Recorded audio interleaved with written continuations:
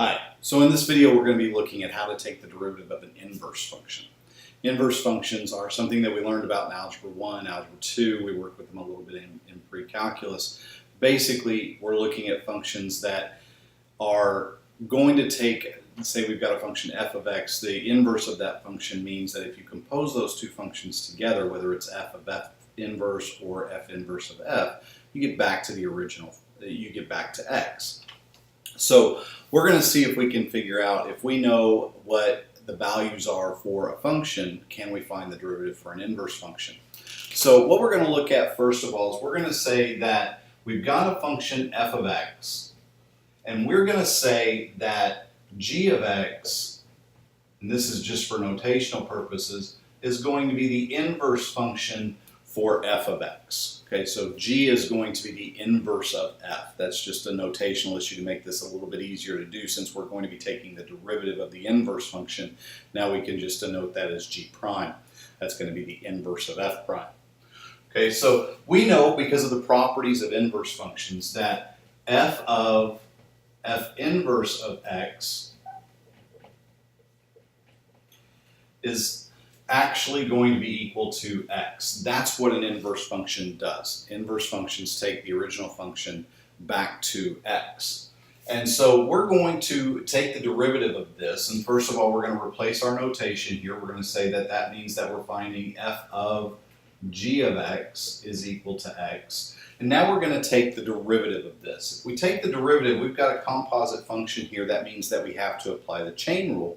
The chain rule says that we're going to take the derivative of the outside function, f prime of g of x, times the derivative of the inside function, times g prime of x. And that's going to be equal to the derivative of x, which is just going to be 1.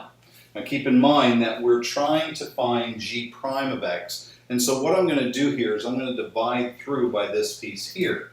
So g prime of x is going to be equal to 1 over f prime of g of x.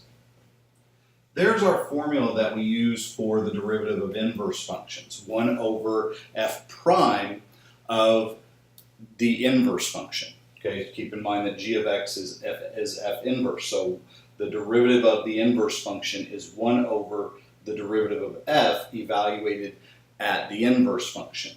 Okay, so let's say that we wanted to go through and we wanted to use this table of data that we have here to evaluate g prime of 2. Okay, so we want to find g prime of 2. Now, because of our formula here, that means that this is going to be equal to 1 over f prime of g of 2. Okay, so now that I know that g prime of 2 is 1 over f prime of g of 2, I can go in and evaluate, first of all, looking at my table of data, I can evaluate g of 2. Looking in my table of data, that's going to be equal to 1. So this is 1 over f prime of 1. And then I look at the table and I say, okay, f prime of 1 is going to be 8. So this is going to be equal to 1/8. So the derivative of the inverse function evaluated at 2 is going to be 1/8. So it's a relatively, it's okay to go ahead and memorize this formula if you want to, so you don't have to reevaluate it all the time. It's not a terribly difficult derivative to find once you have this set up like this. It's pretty easy using the chain rule to find this formula, so I never have bothered with memorizing it. But you might find it helpful to do that, and then of course being able to apply it is something you're going to want to get some practice with as well.